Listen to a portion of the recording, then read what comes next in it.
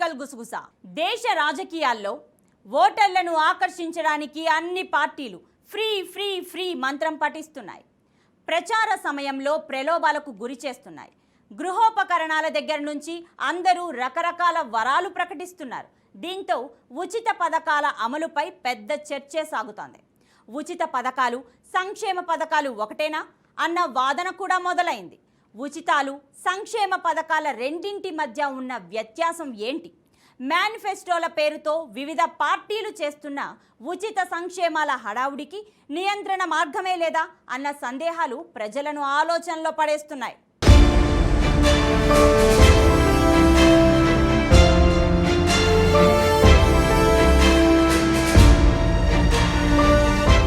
ఓట్ల కోసం ఉచిత పథకాలను అమలు చేయాలనుకోవడం దేశానికి ప్రమాదకరమని ప్రధాని మోడీ ఇటీవల హెచ్చరించిన తర్వాత ఈ చర్చ మొదలైంది. దీనికి సంబంధించి బీజేపీ నాయకుడు సుప్రీంకోర్టులో వేసిన పిటిషన్ ప్రస్తుతం విచారణలో ఉంది. గత కొన్ని వారాలుగా దేశంలో రాజకీయ పార్టీలు ఉచిత పథకాలను అమలు చేయటం గురించి చర్చ సాగుతోంది.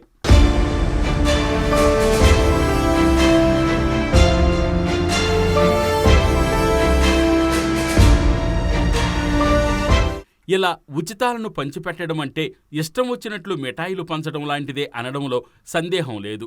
మోడీ లేవనెత్తిన వాదనపై దేశంలో అసమానతలను తగ్గించేందుకు ప్రవేశపెట్టే పథకాలను ఉచితాలుగా చూడకూడదని ప్రత్యర్థులు వాదించారు. మోడీ చేస్తున్న ప్రకటనలు భారతదేశంలోని వివిధ రాష్ట్రాల్లో కొనసాగుతున్న వివిధ సంక్షేమ పథకాలకు చట్టబద్ధత లేకుండా చేసేందుకు తెర వెనుక జరుగుతున్న ప్రయత్నాలని ఆరోపించారు.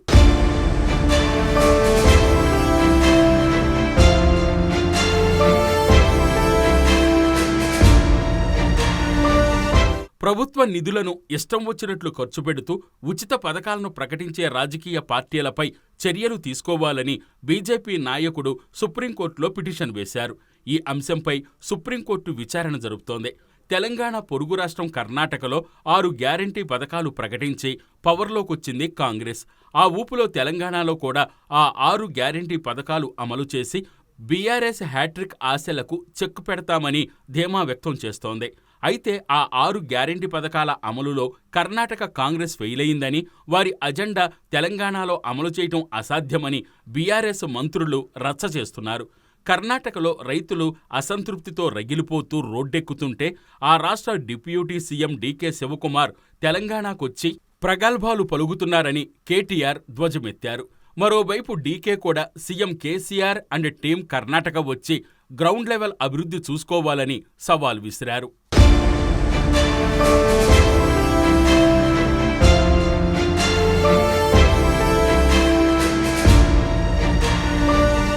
పార్టీల మధ్య ఆరోపణలు, సవాళ్లతో ప్రజలకు ఎంత మేరకు ఒరుగుతుందో ఏమో కానీ ఉచిత పథకాలకు ఖచ్చితమైన నిర్వచనం ఏమీ లేకపోవడంతో ఇది మంచిదా చెడ్డదా అనే విషయాన్ని చెప్పడం అసాధ్యమవుతోంది.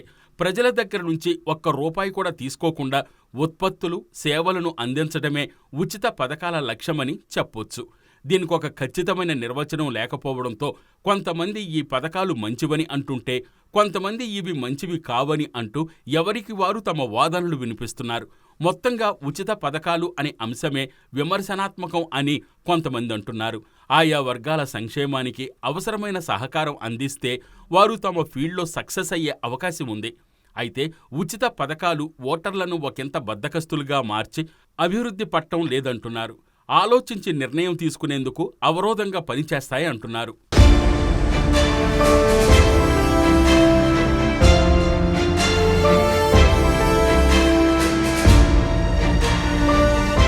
ఎవరెటువంటి వాదన చేసినప్పటికీ ఉచిత పథకాలు భారతదేశానికి స్వతంత్రం వచ్చినప్పటి నుంచి ఎన్నికల రాజకీయాల్లో అంతర్భాగంగా ఉంటూ వస్తున్నాయి.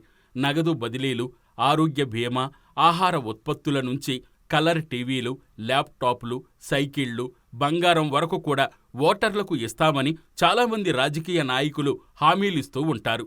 గతేడాది తమిళనాడుకు చెందిన ఒక రాజకీయ నాయకుడు 100 రోజుల పాటు చంద్రమండలానికి అధిక ఉష్ణోగ్రతల నుంచి బయటపడేందుకు చల్లని దీవికి పర్యటనకు తీసుకువెళతామని హామీ ఇచ్చారు.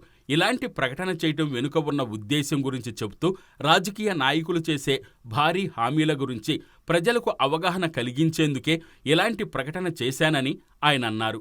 అయితే ఆచరణ సాధ్యం కాని ఆ హామీలతో ఆయన ఎన్నికల్లో ఓడిపోయారు.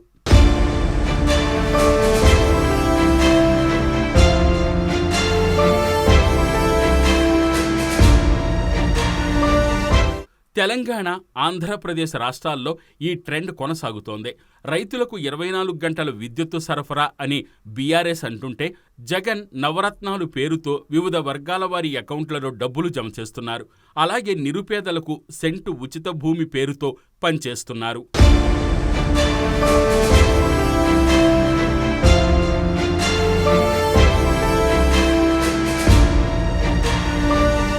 వాస్తవానికి ఉచిత పథకాలు, సంక్షేమ పథకాలు ఒకటేనా అంటే చెప్పడం కష్టమే. ఉచిత పథకాన్ని సంక్షేమ పథకం నుంచి వేరు చేసేందుకు ఖచ్చితమైన నియమాలేమీ లేవు. భారతదేశంలో ఎన్నికలకు ముందు, తర్వాత ఓటర్లకు ప్రోత్సాహకాలు ఇవ్వడం చట్ట వ్యతిరేకం కాదు. దేశంలో అన్ని పార్టీలు, ఆఖరకు బీజేపీ కూడా ప్రోత్సాహకాలు ప్రకటిస్తుంది. ప్రభుత్వాలు కూడా పౌరుల సామాజిక ఆర్థిక అభివృద్ధికి కొన్ని సంక్షేమ పథకాలను ప్రకటిస్తాయి. బీజేపీ కూడా ఉచిత, సబ్సిడీ గృహ పథకాలు, గ్యాస్ సిలిండర్లు, టాయిలెట్లు లాంటి అనేక పథకాలను అమలు చేసింది. దేశవ్యాప్తంగా ఇతర పార్టీలు కూడా ఇలాంటి సంక్షేమ పథకాలనే అమలు చేస్తూ ఉంటాయి.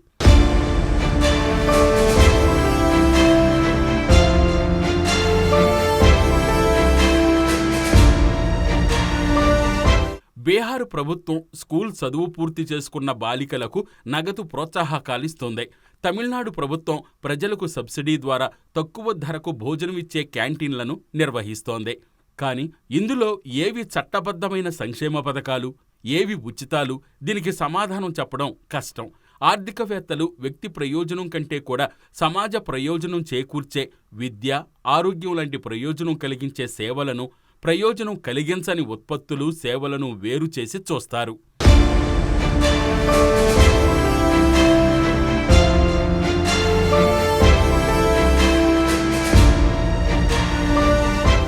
ప్రభుత్వాలు, రాజకీయ పార్టీలు సైకిళ్లను పంచిపెట్టడం ఎన్నికల జిమ్మిక్కుగా కనిపించొచ్చు. కానీ రవాణా సౌకర్యం లేని గ్రామీణ ప్రాంతాల్లో నివసించే కొన్ని లక్షల మంది బాలికలకు సైకిళ్లివ్వడం ద్వారా వారు స్కూళ్లకు, కాలేజీలకు వెళ్లేందుకు వీలవుతుంది.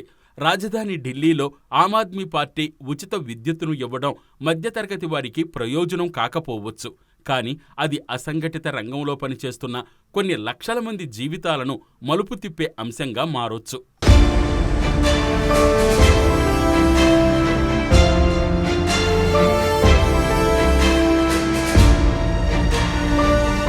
సుప్రీంకోర్టు విచారణలో భాగంగా మాజీ ప్రధాన న్యాయమూర్తి ఎన్వి రమణ కూడా ఒక క్షురకునికి షేవింగ్ కిట్, ఒక విద్యార్థికి సైకిల్, గీత కార్మికులకు అవసరమైన పనిముట్లు, రజకునికి ఇస్త్రీ పెట్టె ఇవ్వడం వల్ల వారి జీవన శైలిని మార్చి జీవితాలను మెరుగుపరుస్తుందని వ్యాఖ్యానించారు. ఆ క్రమంలో కొన్ని కీలకమైన సంక్షేమ పథకాలను కూడా ఉచిత పథకాలని అంటున్నారని కొంతమంది అన్నారు. ఉచిత మధ్యాహ్న భోజనం పథకంతో విద్యార్థుల హాజరు మెరుగుపడుతుందని తమిళనాడు ప్రభుత్వం భావించింది. ఇది క్రమంగా ఇతర రాష్ట్రాలకు కూడా విస్తరించింది. కొన్ని రాష్ట్రాల ఆర్థిక దుస్థితికి విద్యుత్, మంచినీరు లాంటి ఉచిత పథకాలే కారణమని జూన్ నెలలో రిజర్వ్ బ్యాంక్ ఆఫ్ ఇండియా విడుదల చేసిన తమ నివేదికలో తెలిపింది. అందుకే ప్రజా ప్రయోజనాలు కలిగించే ఖర్చు నుంచి ఉచిత పథకాలను వేరు చేయాలని సూచించింది. కానీ ప్రతిపక్ష పార్టీలు, ఆర్థికవేత్తలు ఈ వాదనతో ఏకీభవించలేదు.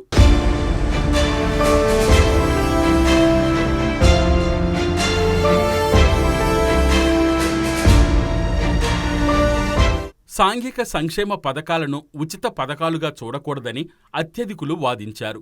చేపట్టే వ్యయం ప్రజల పట్ల ప్రభుత్వాలు నిర్వర్తించాల్సిన ప్రాథమిక బాధ్యతల కిందకొస్తుందని అన్నారు. ఉచిత పథకాలతో రాజకీయాలు చేయటం, ఆర్థిక విధానాన్ని తప్పుపట్టడంతో పాటు మానవ వనరుల్లో పెట్టుబడి పెట్టే సంక్షేమ రాజ్య స్థాపన చేయటంలో విఫలం కావడమే అని ఇండియన్ ఎక్స్ప్రెస్ దినపత్రికలో ఆర్థికవేత్త అయ్యర్ తన సంపాదకీయంలో రాశారు. కీలకమైన విద్య, ఆరోగ్య రంగాల్లో తగినంత పెట్టుబడులు పెట్టడంలో ప్రభుత్వాలు విఫలమవ్వడంతో తీవ్రమైన అసమానతలు నెలకొన్నాయి. ఈ సమస్యను పక్కతోవ పట్టించడానికి వివిధ సేవలను అందించాలని చూస్తోందన్నారని అయ్యర్ ఆరోపించారు.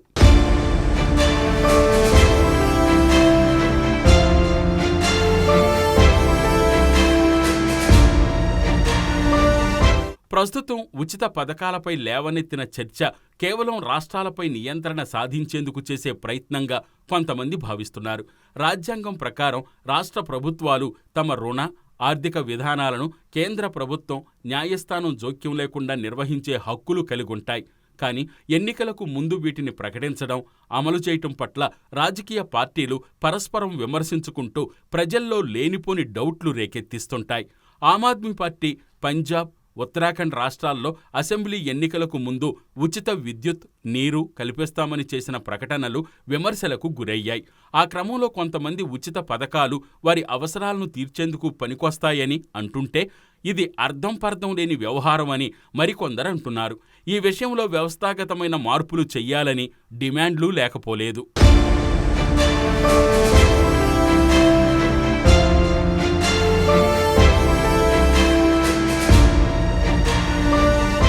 ఏదేమైనప్పటికీ రాజకీయ పార్టీలు ఎన్నికల్లో ఇచ్చిన హామీలను నెరవేర్చని పక్షంలో వారిని చట్టబద్ధంగా బాధ్యులను చేసే అవకాశం మాత్రం లేదు.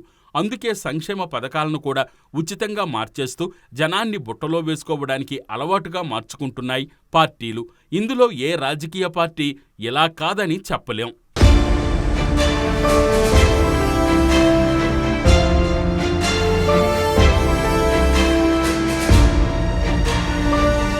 మరిన్ని ఇంట్రెస్టింగ్ అప్డేట్స్తో మరో ఎపిసోడ్లో మళ్ళీ కలుసుకుందాం. Keep watching BRK news.